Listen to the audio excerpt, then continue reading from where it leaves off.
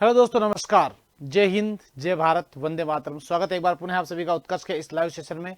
मैं श्री चांद दोस्तों लेकर आ गया हूं आपके लिए और एक शानदार और लाजवाब सेशन। कैसे हैं आप सभी? उम्मीद करता हूं आप लोग बिल्कुल स्वस्थ होंगे, मस्त होंगे, मजे में होंगे और टीम उत्कर्ष के साथ मिलकर अपनी तैयारी को बढ़िया और बेहतरीन तरीके से आगे बढ़ा रहे होंगे। तो ऐसी ही उम्मीद कामनाओं के साथ करते हैं आज के इस सेशन को हम प्रारंभ। हो जाओ तैयार देखे। और आज का जो सेशन दोस्तों स्टैटिक जीके का, जिसमें मैंने आपको बताया था ना, एक दिन एमसीक्यू चलेगा और एक दिन अपन लेके चलेंगे पूरा जो वन लाइनर, जो पॉइंट टू पॉइंट अपन बात कर रहे थे, 3-4 क्लास अपन ले भी ली है, उसी को अपन आज आगे बढ़ाने वाले हैं। तो आज अपना दोस्तों स्टैटिक जीके का ये 218वां सेशन है। ध्यान रखें आप लोग भाई, कौन सा है? 218वां सेशन है। और आपको यह भी ज्ञात हो कि कल आपके आरपीएफ का फॉर्म भरने की लास्ट डेट है, अंतिम तिथि है। जिसने भी फॉर्म नहीं भरा है बिल्कुल अब जो है तुरंत प्रभाव से, हालांकि भर दिए होंगे, जिसे नहीं भरा वो फॉर्म अवश्य भर ले।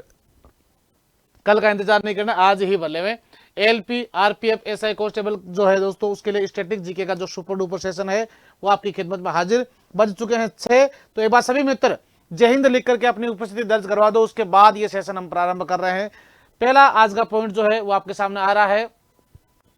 सफलता का दरवाजा हमेशा खुला रहता है, ये तो आप पर निर्भर करता है कि आप उसे पार कर पाते हैं या नहीं कर पाते हैं। इसलिए उसमें सही चाबी लगाएंगे तो लोग खुलेगा निश्चित रूप से, लेकिन ध्यान रखें कि अपन गलत वे पकड़े, अर्थात गलत चाबी लगाएंगे तो वो दरवाजा नहीं खुलेगा। ऐसे में आपको अच्छे रास्ते को और सही और सटीक रास्ते को लेकर के चुनना है आपको।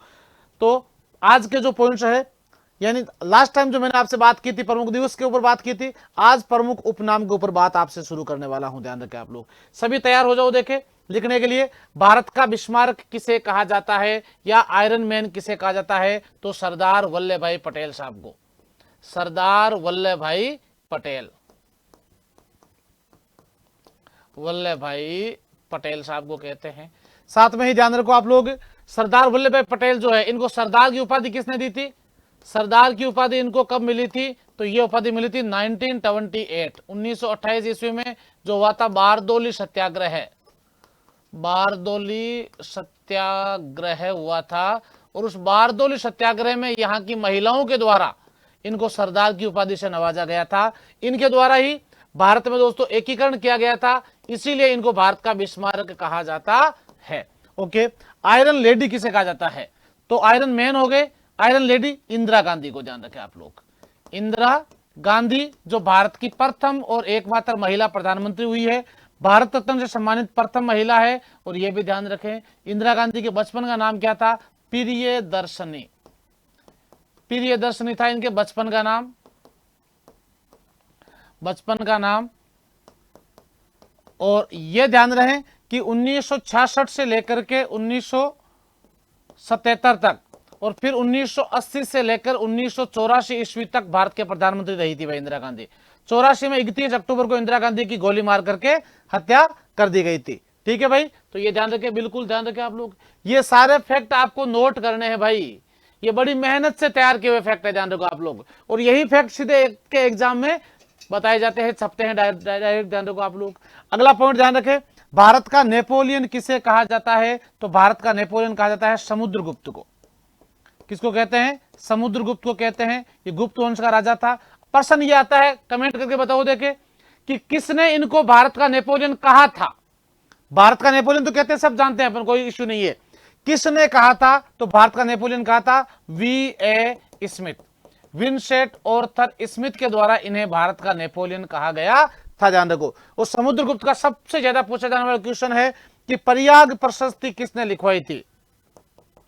तो प्रयाग प्रशस्ति समुद्रगुप्त के द्वारा, किसके द्वारा? समुद्रगुप्त के दरबारी हरिसेन के द्वारा लिखी गई थी प्रयाग प्रशस्ति। तो ये आपको अच्छे से ध्यान रखना है।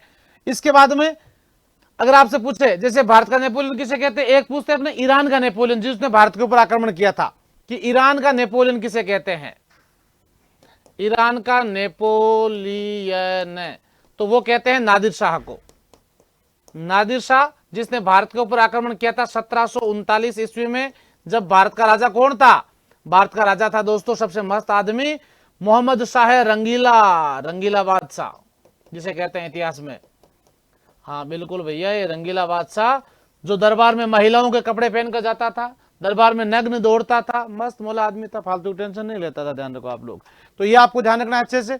इसके बाद में शेर ए पंजाब, तो शेर ए पंजाब किसे कहते हैं? लाला लाजपत राय को, लाला लाजपत राय, जिनके द्वारा ध्यान रहे कि 1928 ईस्वी में जब साइमन कमीशन भारत आया था, उसका विरोध किया था और साइमन गो बैक के नारे लगाए थे। इसी समय इनके ऊपर जो है लाठियां बरसाई गई थी अंग्रेजों के द्वारा, जिससे इनकी मृत्यु हो जाती है। इस समय इन्होंने कहा था मेरे सिर पर पड़ी एक एक लाठी अंग्रेजी साम्राज्य के लिए ताबूत का कील साबित होगा। और पंजाब में पीएनबी बैंक जो है, जिसे अपन आज बोलते हैं पंजाब नेशनल बैंक, की जो स्थापना इन्हीं के द्वारा की गई थी, जो भारत की प्रथम राष्ट्रीय बैंक है, ध्यान रखो आप लोग। और फिर आपको ध्यान रखना है शेर ए मराठा, शेर ए मराठा या मराठा केसरी के नाम से, या आपके पंजाब केसरी के नाम से भी इन्हीं को जानते हैं। ये कहते हैं बाल गंगाधर तिलक को, बाल गंगाधर तिलक, जिनके द्वारा स्वराज की मांग की गई थी। स्वराज्य मेरा जन्मसिद्ध अधिकार है, मैं इसे लेकर रहूंगा। और तिलक के द्वारा ही दोस्तों 1916 ईस्वी में चलाया गया था होम रूल लीग आंदोलन, होम रूल लीग आंदोलन। गरम दल के प्रमुख नेता थे और तिलक के द्वारा ही पहली बार 1895 ईस्वी में बाल गंगाधर तिलक के द्वारा, दोस्तों ध्यान रखें, जो पहली बार अपने जो अधिकार है, अपने राइट्स है, उनकी मांग रखी गई थी। और नेक्स्ट पॉइंट, बाल गंगाधर तिलक जो है, इन्हीं के द्वारा होम रूल लीग आंदोलन किसके साथ मिलकर चलाया गया था? एनी बेसेंट के साथ मिलकर के चलाया गया था।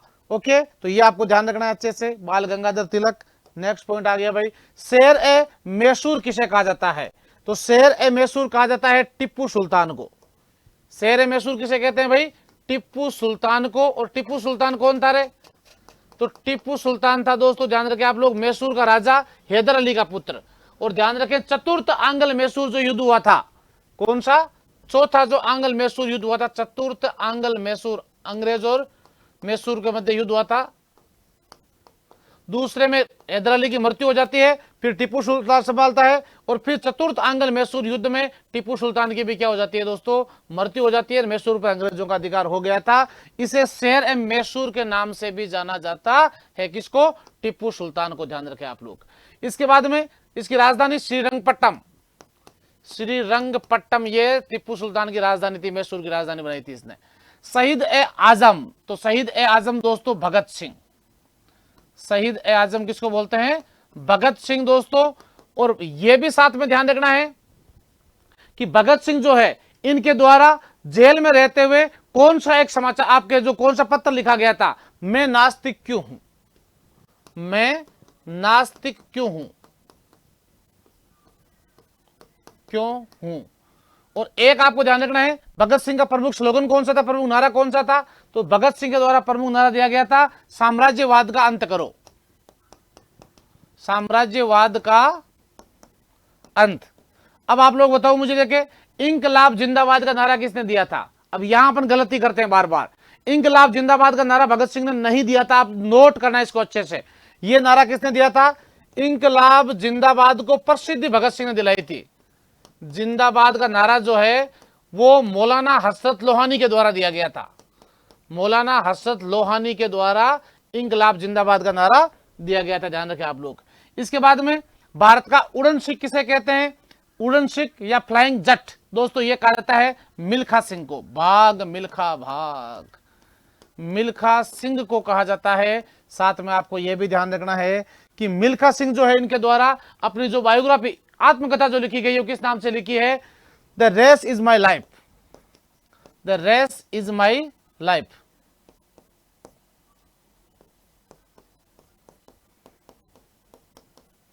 ध्यान रखें,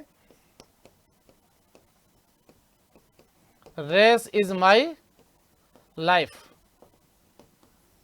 ये किसके द्वारा लिखी गई है? तो ये ध्यान रखें आप लोग, उड़न आपके मिल्खा सिंह के द्वारा लिखी गई है। इसके बाद में मिसाइल मैन, मिसाइल मैन के नाम से किसको जानते हैं? तो मिसाइल मैन के नाम से जाना जाता है डॉक्टर एपीजे अब्दुल कलाम साहब को, डॉक्टर एपीजे अब्दुल कलाम, जिनको दोस्तों भारत रत्न से सम्मानित भी किया गया है। भारत रत्न डॉक्टर कलाम साहब, जिनका हैप्पी बर्थडे कब मनाते हैं? विद्यार्थी दिवस के रूप में, स्टूडेंट डे के रूप में मनाया जाता है, विद्यार्थी दिवस के रूप में 15 अक्टूबर को। और साथ में यह भी ध्यान रखें, इनके द्वारा तैयार की गई मिसाइलें कौन कौन सी थी? आकाश, पृथ्वी, नाग, त्रिशूल, ध्यान रखना है, आकाश, त्रिशूल, नाग, पृथ्वी, ये सभी मिसाइलें किसके द्वारा तैयार की गई है? ये डॉक्टर एपीजे अब्दुल कलाम साहब के द्वारा ही तैयार की गई है भाई, ध्यान रखो आप लोग। इसके बाद आपको ध्यान रखना है नेक्स्ट पॉइंट वो ये कि कलाम साहब जो है इनके द्वारा जो पुस्तकें लिखी गई है वो सबसे इंपॉर्टेंट है। एक तो इग्नाइटेड माइंड्स, इग्नाइटेड माइंड्स, दूसरी है the wings of fire, wings of fire, और एक ध्यान रखना तीसरी है the wings of fire India vision 2020, India vision 2020, 2020 का भारत 2020। ये सभी पुस्तकें किसकी है? डॉक्टर एपीजे अब्दुल कलाम साहब की है।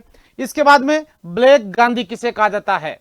ब्लैक गांधी दोस्तों अमेरिका के हुए थे, एक मार्टिन लूथर किंग को कहा जाता है black Gandhi. Martin Luther king, Martin Luther king को ब्लैक गांधी के नाम से जाना जाता है। जबकि सीमांत गांधी किसे कहते हैं? फ्रंटियर गांधी। तो सीमांत गांधी के रूप में जानते हैं हम खान अब्दुल गफ्फार खान को, खान अब्दुल गफ्फार खान को,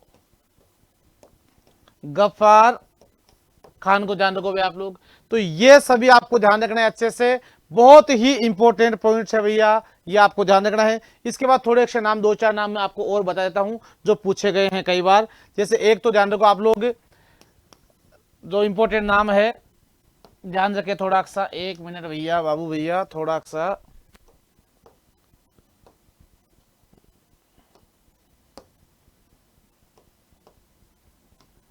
हाँ कुछ नाम मैं आपको और बताता हूं जिनके बारे में भी आपको थोड़ा सा ध्यान रखना है। एक तो भारत की कोकिला किसे कहते हैं? भारत की कोकिला, जल्दी से कमेंट करो देखे, भारत की कोकिला किसे कहा जाता है? तो भारत की कोकिला सरोजनी नायडू को कहा जाता है, जो भारत की प्रथम महिला गवर्नर हुई थी और भारतीय मूल की प्रथम कांग्रेस पार्टी की अध्यक्ष महिला पहली थी एनी बेसेंट, और भारतीय मूल की प्रथम ये हुई थी, ध्यान रखो। भारत की स्वर कोकिला, स्वर कोकिला किसे कहा जाता है? तो स्वर कोकिला दोस्तों लता मंगेशकर, लता दीनानाथ मंगेशकर, लता मंगेशकर जी को जो है भारत की स्वर कोकिला कहा जाता है। इसके बाद ध्यान रखें कि गुमनाम बाबा अभी चर्चा में रहते हैं, इसलिए गुमनाम बाबा सुभाष चंद्र बोस, क्योंकि इनकी मौत के रहस्य को जो अभी तक पता नहीं चला है, इसलिए सुभाष चंद्र बोस को जो है गुमनाम बाबा के नाम से जानते हैं। फिर आपको ध्यान रखना है उड़न परी, उड़न परी ये कहते हैं पीटी उषा को, पीटी उषा। जलपरी, जलपरी आरती शाह है, पापा की परी मत लिख देना, जलपरी है ये, आरती शाह है। देखो एक तो मैंने बताया, देखो आयरन लेडी इंदिरा गांधी है, लेकिन अगर प्रश्न आ गया द आयरन लेडी किसे कहा जाता है, तो उत्तर चेंज हो जाएगा, द आयरन लेडी,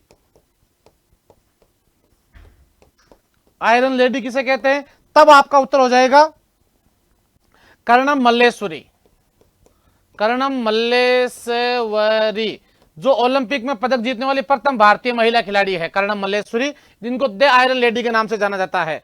इसके बाद ध्यान रखना है आपको कि भारत में हॉकी का जादूगर किसे कहते हैं? हॉकी का जादूगर, हॉकी का जादूगर मेजर ध्यानचंद को, मेजर ध्यानचंद, जिनके नाम से भारत का सर्वोच्च खेल पुरस्कार है। और 29 अगस्त को इनका जो हैप्पी बर्थडे है वो किस दिवस के रूप में मनाते हैं रे? राष्ट्रीय खेल दिवस के रूप में मनाया जाता है, राष्ट्रीय खेल दिवस। मेजर ध्यानचंद जी का जन्म दिवस है, इस दिन मनाया जाता है, ध्यान रखो आप लोग 29 अगस्त को, और इसको राष्ट्रीय खेल दिवस के रूप में मनाया जाता है। तो ये कुछ नाम, जैसे मिस यूनिवर्स है सुष्मिता सेन, मिस वर्ल्ड है रीता फारिया, ध्यान रखो आप लोग। तो ऐसे खूब सारे और नाम है, लेकिन ये नाम आपको थोड़े से इंपॉर्टेंटली ध्यान रखने हैं। एक जैसे सुपर मोम बहुत बार पूछा गया है, सुपर मोम एमसी मैरी कॉम को है। या फिर दोस्तों ढिंग एक्सप्रेस कई बार पूछा गया है, ढिंग एक्सप्रेस किसे कहते हैं, तो ये हिमा दास को कहते हैं, हिमा दास को कहा जाता है। ये कुछ नाम है भैया, आपको अच्छे से ध्यान रखने हैं, ठीक है। अगला पॉइंट आ गया, योजना आयोग की स्थापना कब हुई थी, बताओ, देखे बता दो, बहुत इंपॉर्टेंट पॉइंट है ये भी। योजना आयोग की भाई स्थापना हुई थी 15 मार्च 1950 ईस्वी को, 15 मार्च 1950 ईस्वी को। किसके समय हुई थी, पंडित जवाहरलाल नेहरू के समय। योजना आयोग के प्रथम अध्यक्ष, तो अध्यक्ष हमेशा प्रधानमंत्री होता है, तो प्रथम अध्यक्ष कौन हुए, पंडित जवाहरलाल नेहरू हुए थे। और इसमें हमेशा अध्यक्ष नहीं पूछते, इसमें हमेशा उपाध्यक्ष पूछते हैं। तो प्रथम उपाध्यक्ष कौन हुए थे, गुलजारी लाल नंदा, गुलजारी लाल नंदा। ये अब जो बता रहा हूं, ये आपके जीडी में और दिल्ली पुलिस में दोनों में पूछा गया है, पेपर में सवाल है, और आपके एसएससी सीजीएल में भी पूछा गया और सीपीओ में पूछा गया प्रश्न है, ध्यान रखो आप लोग। वो है कि योजना आयोग का नाम बदलकर नीति आयोग कब रखा गया था, NITI, नीति आयोग कब रखा गया था, तो ध्यान रखें आप लोग 1 जनवरी 2015 ईस्वी को इसका नाम क्या रख दिया है, मोदी सरकार ने योजना आयोग का नाम बदलकर नीति आयोग रख दिया है। इसका पूरा नाम क्या होता है, national institute for transforming India, राष्ट्रीय भारत परिवर्तन संस्थान इसका पूरा नाम होता है। नीति आयोग जिसके प्रथम अध्यक्ष कौन हुए थे, तो प्रथम अध्यक्ष तो मैंने आपको बता ही दिया, प्रधानमंत्री होता है, तो प्रथम अध्यक्ष कौन थे, नरेंद्र मोदी। यहां मैं आपको हमेशा बताता हूं, इसमें प्रथम आपको उपाध्यक्ष पूछेंगे, प्रथम उपाध्यक्ष कौन हुए थे, तो प्रथम उपाध्यक्ष हुए थे अरविंद पनगड़िया, लिख लेना भाई सभी, अरविंद पनगड़िया, ये हुए थे प्रथम उपाध्यक्ष। वर्तमान अध्यक्ष, तो वर्तमान अध्यक्ष भी कौन है, मोदी है। वर्तमान में उपाध्यक्ष कौन है, वर्तमान में उपाध्यक्ष कौन है, तो वो है डॉक्टर सुमन किरण बेरी, डॉक्टर सुमन किरण बेरी, ये है वर्तमान में उपाध्यक्ष। फिर आपको ध्यान रखना है कि वर्तमान में इसके सीईओ कौन है, चीफ एग्जीक्यूटिव ऑफिसर कौन है, तो वो है BVR सुब्रमण्यम, BVR सुब्रमण्यम। और नीति आयोग दोस्तों थिंक टैंक के रूप में कार्य करता है, थिंक टैंक के रूप में कार्य करता है। साथ में ध्यान रखो नीति आयोग के अध्यक्ष प्रधानमंत्री होते हैं, फिक्स, ये ध्यान रखो आप लोग। और नीति आयोग के सदस्यों की नियुक्ति जो है, पदेन सदस्यों की नियुक्ति वो प्रधानमंत्री के द्वारा की जाती है। तो ये आपको अच्छे से ध्यान रखना है दोस्तों, बहुत ही मोस्ट और इंपॉर्टेंट पॉइंट है ये, योजना आयोग और नीति आयोग, ध्यान रखें आप लोग। कंप्लीट है सभी के, एक बार सभी कमेंट करो देखे, हाँ समझ में आई कि नहीं आई गणित, ये पूरी की पूरी स्क्रीनशॉट बिल्कुल लीजिए, स्क्रीनशॉट।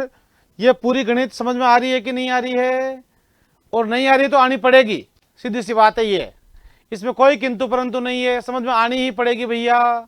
और मैं यहाँ कोई आपको A+B+C+ का होल स्क्वायर 2+R नहीं करवा रहा हूं, यहाँ सीधा है, आंकड़े याद करने होते हैं और बात खत्म है यहाँ पर। नेक्स्ट पॉइंट, अब देखो सबसे इंपॉर्टेंट फैक्ट अब आए हैं, ध्यान रखो आप लोग, लोक नृत्य को लेकर के। लोक नृत्य में सबसे ज्यादा कौन सा पूछा गया है, वो पूछा गया है एक तो बिहू नृत्य भाई। बिहू नृत्य कहां का है, तो बिहू नृत्य है असम का। जबकि आपको ध्यान रखना असम का शास्त्रीय नृत्य कौन सा है, असम का शास्त्रीय नृत्य है सत्रिया, सत्रिया जो भारत का सबसे नवीनतम शास्त्रीय नृत्य भी है, नवीनतम शास्त्रीय नृत्य भी से कहते हैं अपन। और असम में दोस्तों ध्यान रखो एक प्रमुख मेला भरता है, वो भरता है अंबुबाची का मेला, अंबुबाची मेला। और अंबुबाची मेला कहां भरता है, तो यह भरता है कामाख्या माता के मंदिर में, कामाख्या माता मंदिर जो कहां पर है, जो है गुवाहाटी असम में, ध्यान रखो आप लोग, गुवाहाटी इन असम, जिसकी राजधानी है दिसपुर, और यहां के सीएम है हेमंता बिश्वा शर्मा, ध्यान रखें आप लोग। तो ये पूरी जानकारी आपको ध्यान रखनी है। कथकली और मोहिनी अट्टम, ये दोनों ही कहां के हैं? ये दोनों ही है भाई केरल के नृत्य है, ध्यान रखो आप लोग। कहां के हैं? केरल के नृत्य है, ध्यान रखें आप लोग। इसके साथ आपको ध्यान रखना है केरल जिसकी राजधानी है तिरुवनंतपुरम, तिरुवनंतपुरम, और पिनराई विजयन है यहां के मुख्यमंत्री महोदय। अब आपको यह भी साथ में ध्यान रखना है केरल में एक बहुत ही भव्य मंदिर है जिसका नाम है सबरीमाला मंदिर। सबरीमाला मंदिर किस भगवान का मंदिर है? तो यह है अयप्पा स्वामी का मंदिर, अयप्पा स्वामी मंदिर है। और यह मंदिर खास क्यों है? यह मंदिर खास इसलिए है, इस मंदिर में 10 से 50 वर्ष की आयु की जो महिलाएं हैं उन महिलाओं का प्रवेश वर्जित है भाई। महिलाओं का प्रवेश क्या है? वर्जित है, वर्जित है, ध्यान रखो आप लोग। इसके बाद में ओणम कहां का है? ओणम दोस्तों केरल का त्योहार है, ध्यान रखो आप लोग। ओणम केरल का, लेकिन साथ में ध्यान रखना कई बार पूछ लेते हैं पोंगल कहां का है? तो पोंगल दोस्तों तमिलनाडु का है। पोंगल कहां का है? तमिलनाडु का है। साथ में ध्यान रखो जल्लीकट्टुम कहां का है? तो वो भी तमिलनाडु का है, जल्लीकट्टुम। और साथ में ध्यान रखना भारत का सबसे प्राचीनतम शास्त्रीय नृत्य कौन सा है? भरतनाट्यम। कौन सा है? भरतनाट्यम। यह भी कहां का है? यह भी तमिलनाडु का है।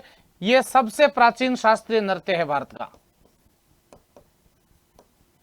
सबसे नवीनतम कौन सा है? सत्रिया नृत्य है। दोनों मैंने आपको बता दिए हैं।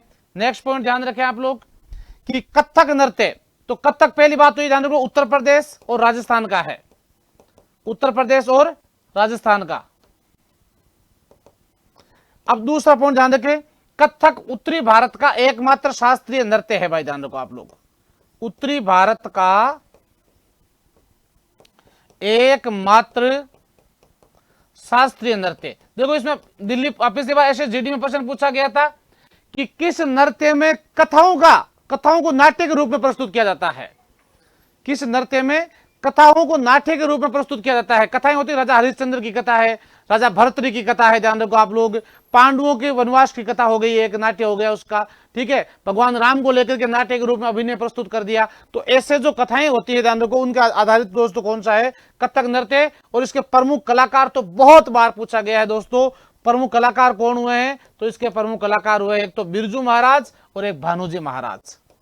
बिरजू महाराज की जय हो और भानुजी महाराज की जय हो। और एक लच्छू महाराज के साथ में और जय बोल दो भाई आप लोग, लच्छू महाराज, ठीक है। तो ये आपको अच्छे से ध्यान रखना है। कुचिपुड़ी कहां का है? तो कुचिपुड़ी भाई है आंध्र प्रदेश का, आंध्र प्रदेश का है कुचिपुड़ी, ध्यान रखें आप लोग। ये भी शास्त्रीय नृत्य है आंध्र प्रदेश का। ये स्क्रीनशॉट लीजिए बढ़िया तरीके से आप लोग, ध्यान रखोगे आप लोग शानदार तरीके, और स्क्रीनशॉट ले लो, लिख लो, नोट कर लो इसके ऊपर कि इसमें से एक सवाल पक्का है, ध्यान रखो आप लोग।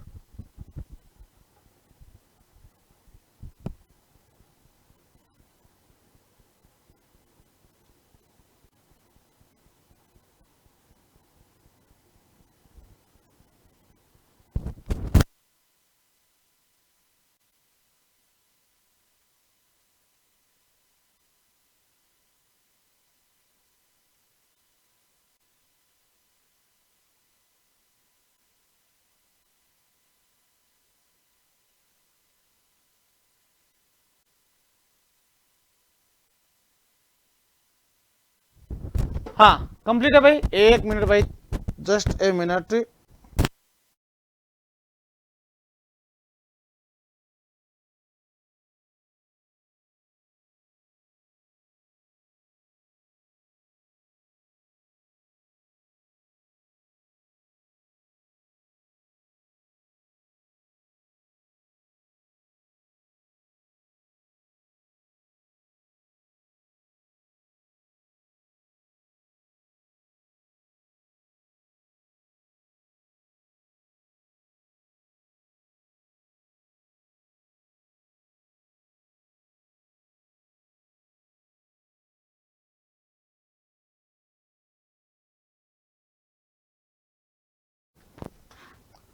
हाँ तो कुचिपुड़ी कहां का है भाई?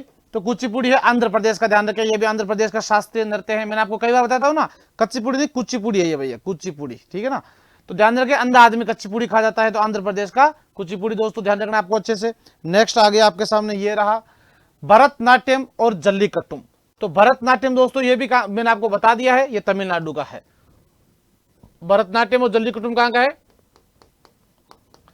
तमिलनाडु का। अभी जस्ट मैंने आपको बताया है, चेन्नई जहां की राजधानी है। यह जरूर ध्यान रखना कि चेन्नई में एक जगह है मदुरै, और यहां पर एक प्रमुख शक्तिपीठ है, एक मंदिर है, जो कौन सा है? मीनाक्षी मंदिर। मीनाक्षी मंदिर कहते हैं कि यहां पर सती का सौंदर्य आकर गिरा था, ध्यान रखें, मीनाक्षी मंदिर। रऊफ और हिकत, रऊफ, हिकत और कूद तीनों ध्यान रखो आप लोग कहां के हैं? जम्मू कश्मीर के नृत्य हैं भाई, जम्मू एंड कश्मीर, जम्मू कश्मीर के, ध्यान रखो। बांगड़ा कहां का है? तो बांगड़ा दोस्तों पंजाब का है, ध्यान रखो आप लोग। बांगड़ा तो सभी जानते ही हो आप लोग। हाँ, छऊ नोस्ते कहां का है? तो छऊ है ओडिशा का, झारखंड का और पश्चिम बंगाल का। छऊ नृत्य है, ध्यान रखो आप लोग। इसके अलावा गरबा और डांडिया, तो गरबा डांडिया ये गुजरात का है। साथ में ही इसके साथ ध्यान रखो, भवई नृत्य भी गुजरात का है।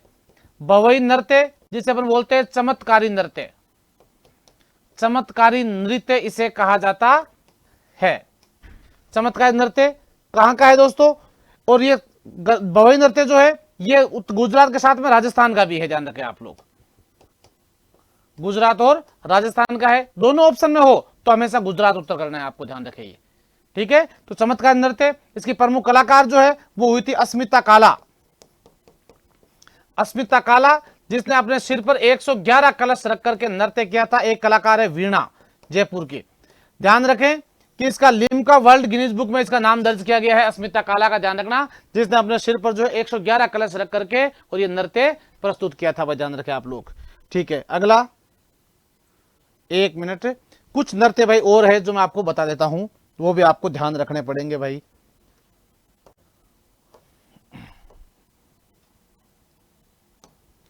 ठीक है, चले आगे। अब एक देखो आपको इसके अलावा ध्यान रखना, एक तो यक्षगान नृत्य। यक्षगान कहां का है रे? तो यक्षगान है भाई कर्नाटक का। एक है थांगटा जो है martial art, Thangta martial art, यह है मणिपुर का। थांगटा मार्शल आर्ट मणिपुर का है। इसके अलावा आपको ध्यान रखना है घूमर, ये तो सभी को पता है, मेरी घूमर छे नखराली। और कालबेलिया यूनेस्को की विश्व धरोहर सूची में सम्मिलित प्रमुख कलाकार गुलाबो है ही। तेहरे ताली, तेहरे ताली नृत्य और भवई नृत्य और एकमात्र शास्त्रीय कथक नृत्य उत्तरी भारत का। तो ये सभी कहां के हैं? ये है भैया अपने राजस्थान से। फिर आपको ध्यान रखना है नेक्स्ट, जट जटिन और लोंडा नाच, ये भाई सेम टू सेम वो हिसाब से मैंने पढ़ाया जो ऑफलाइन में पढ़ाते हैं हम, ध्यान रखो आप लोग। हाँ, ऑफलाइन थोड़ा टॉपिक से चलते हैं, ये अलग मैटर है, लेकिन सेम टॉपिक जैसे आता है इसी एवज में ऑफलाइन में पढ़ाते हैं, ध्यान रखो आप लोग। और ऑफलाइन में आपके एसएससी जीडी का नया बैच जो है जयपुर सेंटर से प्रारंभ हो ही रहा है, आपको इन्फॉर्मेशन मिली गई है। और साथ में ही ध्यान रखो कि आपको एसएससीजीएल का जयपुर और जोधपुर दोनों जगह से प्रारंभ हो रहा है, उसमें भी आप लोग इन्वॉल्व हो सकते हैं और अपना रजिस्ट्रेशन सुनिश्चित कर सकते हैं। तो जट जटिन नृत्य और लोंडा नाच दोनों ही कहां के हैं भाई? बिहार के। रासलीला, रासलीला यह है भाई आपके उत्तर प्रदेश का। और रासलीला के साथ में ध्यान रखो कथक, उत्तर प्रदेश, मैंने बता दिया दोनों का है, राजस्थान यूपी कथक। इसके बाद ध्यान रखना है आपको नेक्स्ट,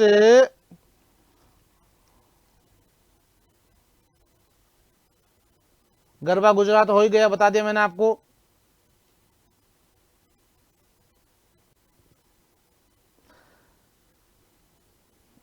धमाल, धमाल नृत्य, संग नृत्य, ये है भाई हरियाणा के नृत्य हैं। धमाल हुआ, चंग नृत्य हुआ, ध्यान रखो। इसके साथ ध्यान रखो आप लोग, लावणी नृत्य महाराष्ट्र का है। लावणी नृत्य तो ये महाराष्ट्र का है। ठीक है, ये कुछ नृत्य और भी खूब सारे हैं, हालांकि नृत्य तो, लेकिन कुछ इंपॉर्टेंट जो नृत्य है मैंने आपको बताए हैं, जिनके बारे में आप लोग अच्छे से ध्यान रखेंगे। इन नृत्यों के साथ में ही भाई आपको ध्यान रखना है कुछ आपके त्योहारों का ध्यान रखना। जैसे शिवाजी महोत्सव कहां का है? शिवाजी और गणेश महोत्सव कहां का है भाई? तो यह है महाराष्ट्र का, महाराष्ट्र का है। इसके साथ ध्यान रखो आप लोग, ताज महोत्सव कहां का है? ताज महोत्सव भैया कहां का है? तो यह है उत्तर प्रदेश, आगरा का। रण महोत्सव कहां का है? रण और पतंग महोत्सव ये गुजरात के हैं। हालांकि पतंग ध्यान रखो अपने जयपुर का भी है, लेकिन मेन पतंग जो है गुजरात का है, ध्यान रखो आप लोग, अहमदाबाद गुजरात। रण महोत्सव जो है कच्छ का रण। इसके बाद में ध्यान रखो आप लोग, जैसे रथ यात्रा कहां की प्रसिद्ध है? रथ यात्रा तो यह है ओडिशा की। हाँ, इसके बाद में आपके सूर्य महोत्सव, सूर्य महोत्सव कोणार्क ओडिशा का, कोणार्क ओडिशा का। इसके बाद में ऊंट महोत्सव और थार महोत्सव डेजर्ट, ये दोनों ही कहां के हैं? ये दोनों ही राजस्थान के हैं। ये आपको अच्छे से ध्यान रखना है, दो कई बार एग्जाम में पूछे गए हैं। इसका स्क्रीनशॉट ले लो, इसका भी और इसका भी, दोनों को ध्यान रखो आप लोग, और साथ में इसका भी ध्यान रखें आप लोग। ये तीनों ही बहुत इंपॉर्टेंट है। लोक नृत्य वाले जो गणित मैंने बताई आपको, ये नंबर 2, नंबर 3 कंप्लीट है भाई सभी के? अरे क्लियर है सभी के?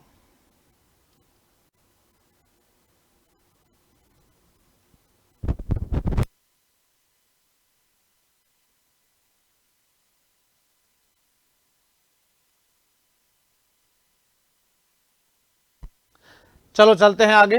ये रहा भाई आपके नेक्स्ट टॉपिक, ध्यान रखो आप लोग। सारे एक एक ब्रांडेड टॉपिक है, एक एक सिलेक्टेड टॉपिक लेके आया हूं जो एग्जाम में पूछे गए हैं। ध्यान रखो आप लोग, सारे पीवाईक्यू आपसे ज्यादा सोल्व कर लिए मैंने, पीवाईक्यू यार आपसे ज्यादा एमसीक्यू सोल्व कर लिए मैंने, ठीक है ना, करने आपको है। और उनको सोल्व करके उनका जो निष्कर्ष है वो भी मैंने तैयार किया है, आप नहीं कर पाए अभी तक। और उनमें जो जो क्वेश्चन ज्यादा पूछे गए हैं वो सारे के सारे क्वेश्चन जो है मैं आपके सामने लेकर के आ गया हूं, ध्यान रखो आप लोग। तो भाई एक एक पॉइंट को आप लोगों को अच्छे से देखना है, समझना है और फिर इसको हल करना है। पहला GST, goods and service tax, ध्यान रखो आप लोग। भारत में जीएसटी कब लागू हुई थी? 1 जुलाई 2017 ईस्वी को, 1 जुलाई 2017 ईस्वी को। जीएसटी कौन संशोधन कब हुआ था? 101वां संविधान संशोधन हुआ था 2016 ईस्वी में मोदी सरकार के समय, जिसके तहत भारत में जीएसटी कानून को संवैधानिक मान्यता दी गई थी। ठीक है, जीएसटी का अध्यक्ष कौन होता है? जीएसटी का अध्यक्ष होता है वित्त मंत्री, भारत का जो वित्त मंत्री। अगर पूछ ले प्रथम अध्यक्ष कौन हुए थे, तो वो हुए थे अरुण जेटली। अरुण जेटली के समय लागू हुई थी। और वर्तमान में कौन है? तो वर्तमान में है निर्मला सीतारमण। अब प्रश्न आता है कि भारतीय जीएसटी जो है वो किस देश के मॉडल पर आधारित है? तो भारतीय जीएसटी है कनाडा के मॉडल पर आधारित। भाई किस देश के मॉडल पर आधारित है? कनाडा के मॉडल पर आधारित है। विश्व में सर्वप्रथम जीएसटी फ्रांस में लागू हुई थी 1952, नहीं भाई 1954 है, ध्यान रखो आप लोग यहां पर थोड़ा सा, 1954 ईस्वी।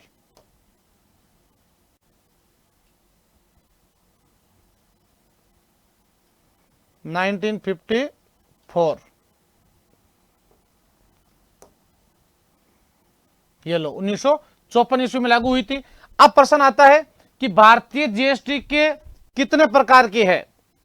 जीएसटी के प्रकार कितने हैं अपने? तो वो है भाई 3, आईजीएसटी, एसजीएसटी और सीजीएसटी। आईजीएसटी, सीजीएसटी और एसजीएसटी। भारतीय जीएसटी के स्लैब कितने हैं? तो भारतीय जीएसटी के स्लैब है भाई 5। कितने हैं? 5 स्लैब। 0%, 12, 18, 0%, 0, 5, 12, 18 और 28%। सर्वाधिक 28% है और सबसे कम 0% है। जैसे एजुकेशन पर 0 है, वैसे ही ध्यान रखो आप लोग, सर्वाधिक जैसे ग्रेनाइट है, मार्बल है, और ये जितना भी कॉस्मेटिक आइटम आते हैं, ध्यान रखो आप लोग, ये जो ध्यान रखो आप लोग, जो आप लोग सौंदर्य ब्यूटी प्लस बनते हो ना आप लोग, हाँ, जो पुट्टी का सामान है जितना भी, ये 28% जीएसटी के साथ आता है। ध्यान रखो आप लोग, ये फेयर लवली आप नहीं देख रहे हो, जीएसटी लगने के बाद में सुंदरता में कमी आ गई, उसका मेन रीजन भी मोदी है। ध्यान रखो आप लोग, जितनी भी छोरियां सब मोदी को गालियां निकाल रही इस बात को लेकर कि उन्होंने जो है कॉस्मेटिक आइटम यानी ये fair lovely, fair and handsome वगैरह जो है, होटल लाली वगैरह, इसके ऊपर 28% जीएसटी लगा ली। ध्यान रखो आप लोग, कितने परसेंट? 28% जीएसटी लगती है। ध्यान रखो आप लोग। और हाँ, पुट्टी हो गई, तो पुट्टी इसमें गलत क्या है भाई? दीवार, जैसे मैं आपको बताऊं, देखो ये जैसे दीवार है, ठीक है भाई, यहाँ ये दीवार है, ध्यान रखो आप लोग। अब ये दीवार कितनी ब्लैक लग रही है, देखो ये पूरी ब्लैक है, ठीक है। अब इसके ऊपर अगर आप पुट्टी करनी शुरू करोगे, ध्यान रखो आप लोग, ये लो एक पुट्टी शुरू की मैंने, अब देखो इसमें कितना अंतर है, बस इतना का इतना अंतर दिखाई देता है आजकल पुट्टी का। ध्यान रखो आप लोग, ठीक है। तो ये आपको ध्यान रखना है, सौंदर्य आपके चेहरे से नहीं, सौंदर्य आपके व्यक्तित्व से होना चाहिए। आप जब सफल होंगे, ध्यान रखें आप लोग, उस समय आपसे कितने ब्लैक व्हाइट कुछ नहीं है। ध्यान रखो आप लोग, हाँ। और शादी करने, अभी जिनकी शादी हो ही नहीं रही है, फिर वो पसंद करेंगे। ध्यान रखो कि हाँ ये पसंद है मुझे, ये पसंद नहीं है, क्योंकि ऑप्शन मिलता है भैया, सरकारी नौकरी है, तो ऐसे में सरकारी नौकरी के भाई ऑप्शन मिलता है उनको। लेकिन ध्यान रखना, अपनी जिंदगी में कभी भी एक चीज को नोट कर लेना, किसी को देख करके और उसके बाद में उसको नकार देना, मतलब आपके जितना बुरा आदमी फिर कोई नहीं है। ध्यान रखो आप लोग, यानी आप किसी को नकार रहे हो कि आप योग्य नहीं है, इसकी गलती या तो देखने जाना ही मत कभी, ठीक है। और गए तो कभी नकारना मत, ध्यान रखना आप लोग। हाँ, किसी व्यक्ति को नकारना, ध्यान रखना उस व्यक्ति पर क्या बीतती होगी वो तो वो जाने या उसका भगवान जानता है। तो यहां आपको ध्यान रखना है भाई, 1954 ईस्वी में, और अगर आप नकारे हो तो आपको तो नौकरी नहीं लगे, तब तो आप नकारे हुए ही है, कोई ऑप्शन ही नहीं आपके पास। तो 3 प्रकार जीएसटी। इसके बाद 5 स्लैब, 0, 5, 12, 18, 28%। तो ये आपको ध्यान रखना, जीएसटी के 5 स्लैब भी है, आपको अच्छे से ध्यान रखने हैं। नेक्स्ट पॉइंट आ गया है आपके सामने, ये रहा। वर्तमान में भारत के chief of the defence staff CDS कौन है? तो वर्तमान कौन है इसके साथ में यह भी ध्यान रखना पड़ेगा, प्रथम कौन है? तो वर्तमान में chief of the defence staff है अपने अनिल चौहान भाई, अनिल चौहान जी। और प्रथम कौन थे भाई, ध्यान रखो आप लोग, तो प्रथम थे अपने जनरल विपिन रावत जी, जनरल विपिन रावत, जो एक वायुयान दुर्घटना में इनके जो है शहीद हो गए थे, विपिन रावत। ध्यान रखो आप लोग। थल सेना प्रमुख वर्तमान में कौन है? तो वर्तमान में है पांडे जी, मनोज पांडे। थल सेना दिवस ध्यान रखना 15 जनवरी को मैंने आपको बता दिया है। और इसका ध्येयवाक्य सर्विस बिफोर सेल्फ, और 7 इसकी कमांड इकाइयां हैं थल सेना की, ध्यान रखो आप लोग। और प्रथम कौन हुए थे? तो प्रथम एम करियप्पा हुए थे, ध्यान रखो आप लोग, प्रथम जनरल। वर्तमान में नौसेना प्रमुख कौन है? एडमिरल जिसको कहते हैं, तो वो है आर हरि कुमार, ध्यान रखो भाई आप लोग, आर हरि कुमार। और प्रथम नौसेना प्रमुख कौन हुए थे? तो वो हुए थे आर डी कटारी, आर डी कटारी। नौसेना की कमांड इकाइयां हैं भाई 3, ध्यान रखो आप लोग। जल थल वायु सेनाओं का मुख्यालय जो है वो कहां पर है? नई दिल्ली है। और नौसेना का प्रमुख ध्येयवाक्य क्या है? सम नो वरुण है, सम नो वरुण है। और वर्तमान में एयर चीफ मार्शल अभी चेंज हुए, ध्यान रखो आप लोग, दिनेश कुमार त्रिपाठी जी, दिनेश कुमार त्रिपाठी जी बन गए हैं किसके जगह? विवेक राम चौधरी जी की जगह, दिनेश कुमार त्रिपाठी। और यह भी ध्यान रखें कि प्रथम कौन थे? तो प्रथम थे सुब्रतो मुखर्जी, सुब्रतो मुखर्जी। और वायुसेना प्रमुख को क्या बोलते हैं? एयर चीफ मार्शल कहा जाता है। और ध्यान रखें इसकी कमांड इकाइयां कितनी है? 7 ही है इसकी कमांड इकाइयां।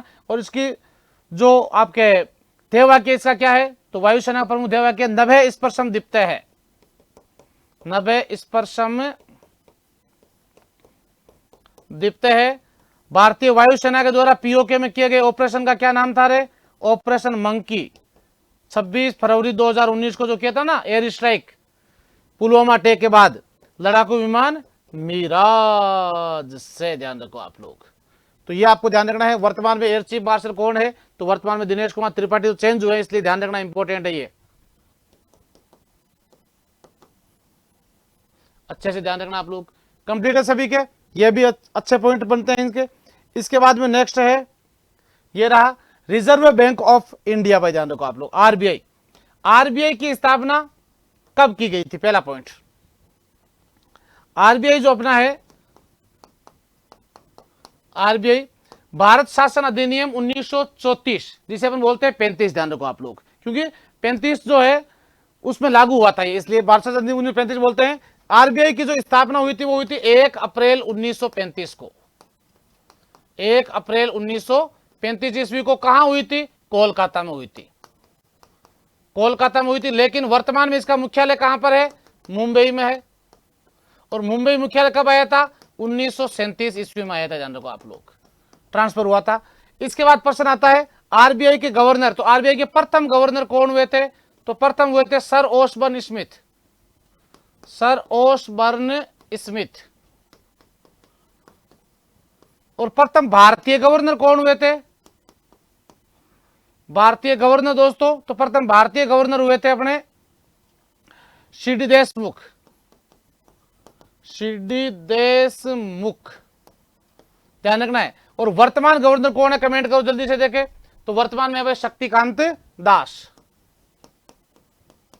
शक्तिकांत दास, ध्यान रखना, ये वर्तमान में रिजर्व बैंक ऑफ इंडिया के गवर्नर। स्थापना मैंने आपको बताई दिया है 1 अप्रैल 1935 ईस्वी को।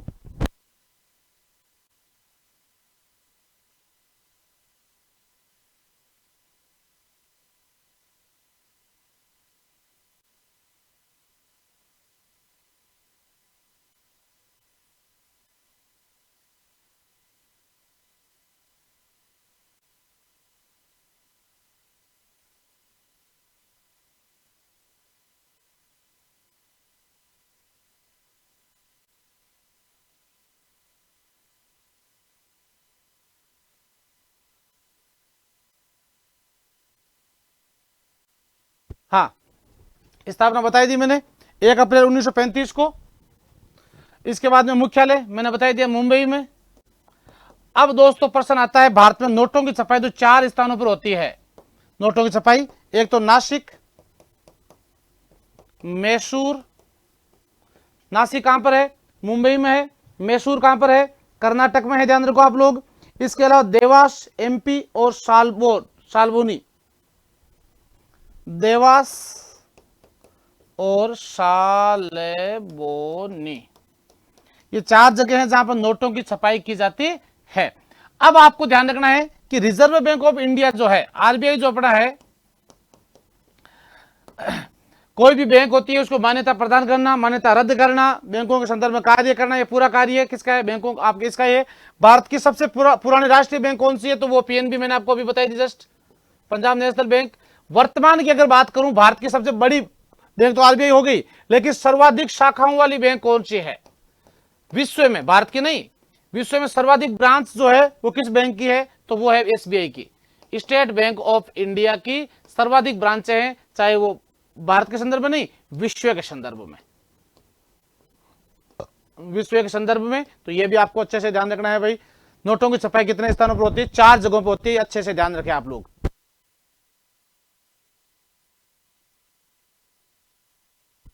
कंप्लीट है। तो मुख्यालय मुंबई, बिल्कुल ध्यान रखना है आप लोगों को। नेक्स्ट क्वेश्चन आ गया भाई आपके सामने, वर्तमान में महान्यायवादी कौन है? अटॉर्नी जनरल कौन है भारत के? ध्यान रखो आप लोग। इससे पहले आपको यह जानना है,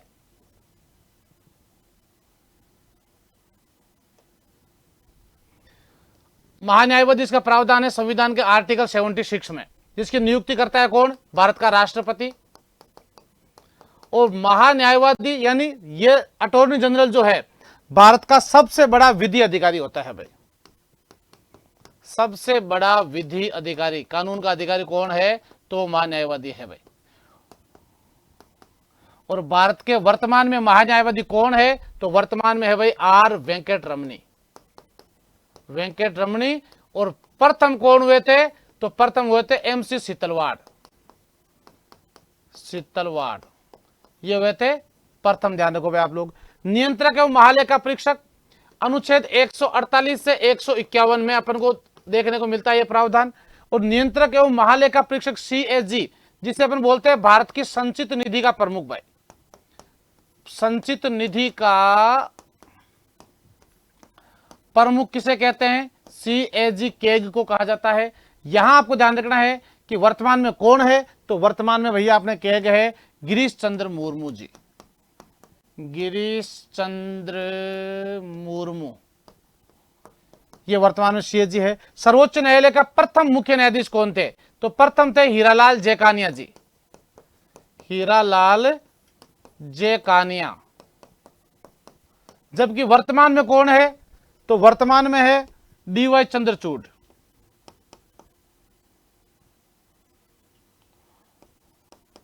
वर्तमान में है डीवाई चंद्रचूड़।